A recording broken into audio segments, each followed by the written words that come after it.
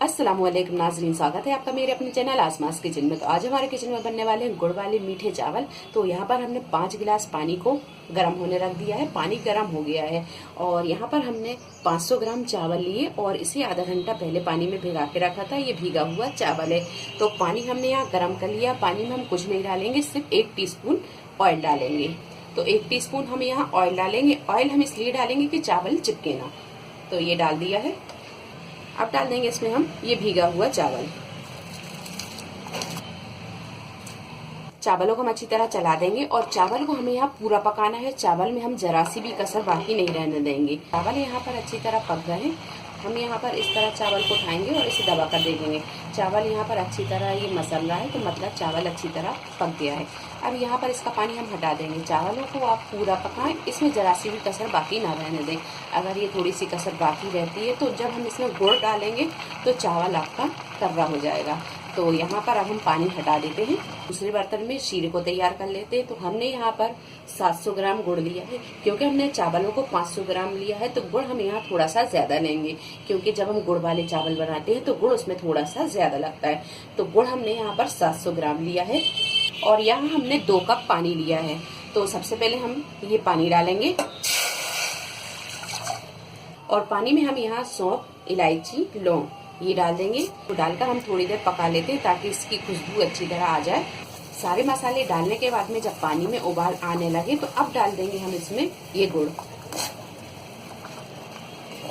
अब यहाँ हम इसे 5 से 7 मिनट पका लेते हैं। इसका सीरा तैयार कर लेते हैं।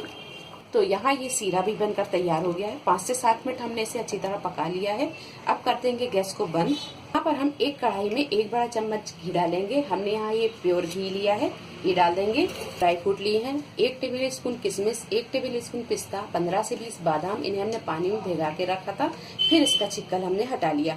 थोड़ा सा सूखा नारियल, इसे हमने काट लिया है। और जब यहाँ घी थोड़ा सा गर्म हो जाए तो अब डालेंगे हम इसमें ये ड्राई फ्रूट। थोड़ा सा इसे हम फ्राई कर लेते हैं। ड्राई फ्रूट जब थोड़ा सा फ्राई हो जाए तो अब डाल देंगे इसमें 1/2 टीस्पून इलायची पाउडर। जब ये सारी चीजें अच्छी तरह फ्राई हो जाए तो अब डाल देंगे हम इसमें चावल। चावलों को यहाँ पर हम अच्छी तरह चला लेंगे। अब यहाँ पर डालेंगे हम ये गुड़ वाला शीरा जो हमने तैयार किया था। अब यहाँ पर एक छन्नी लेंगे और ये चावलों में हम डाल देंगे और ये सारी चीजों को हम हटा देंगे। गैस को यहाँ पर हम फुल पर रखेंगे और थोड़ी देर हम इसे फुल फ्लेम पर ही पकाएंगे। तो यहाँ हमने जो सीरा डाला था वो अच्छी तरह सूख गया है। सीरा सूखने तक हमने गैस को फुल पर रखा था। जब ये सीरा सूख गया है तो अब हम यहाँ गैस को करेंगे बिल्कुल मद्दा और इसमें लगाएंगे हम दम।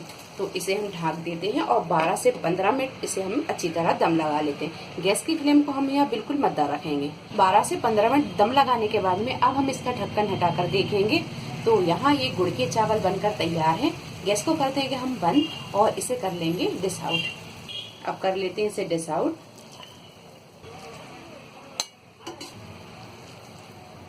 जी मजेदार से ये गुड़ के मीठे चावल बनकर तैयार हैं। उम्मीद है आपको हमारी ये वीडियो पसंद आई होगी। वीडियो पसंद आई तो इसे लाइक और शेयर करें, मेरे चैनल को सब्सक्राइब करें। तो अगली नई रेसिपी के साथ फिर हाजिर होते हैं। तब तक अपना ख्याल रखें। अल्लाह हाफिज।